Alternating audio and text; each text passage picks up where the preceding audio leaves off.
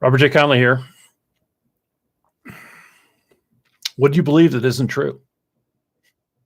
Do you find yourself saying there's got to be a better way? What are you missing? I put all of these things under the heading of skepticism. Skepticism, it's always questioning. It's always searching. It's always curious. It never gives up.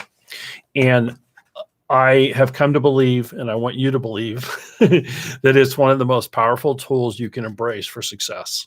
And I want to say what skepticism isn't. Skepticism isn't cynicism, and you need to keep an eye out for cynicism, because skepticism is the bridge to opportunity. Skepticism is the triggering of curiosity. It's the ongoing search. Do we have the right answers? Do we have the best product? It's constantly searching, and it can be a positive force. Cynicism is actually a loss of trust in your fellow person. It's destructive.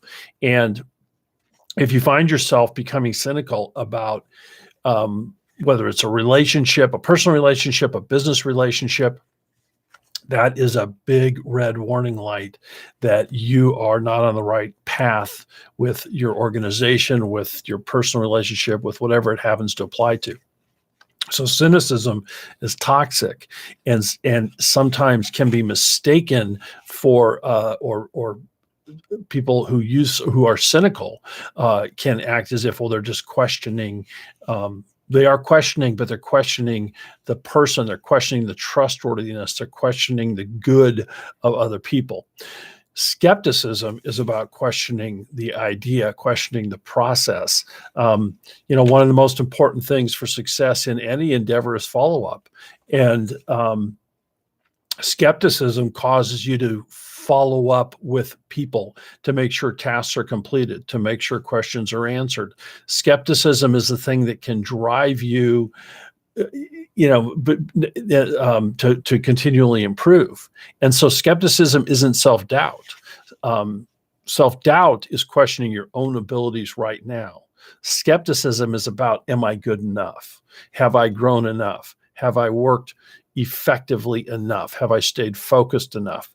And so skepticism, is also one of the fundamentals of science. I don't want to get into the political thing, but one of the fundamental things, and which is not something that is in the popular culture today, is you always question scientific thought. The door never closes. And you can read Scientific American from 20 years ago, 40 years ago. Half the things in there have now been debunked.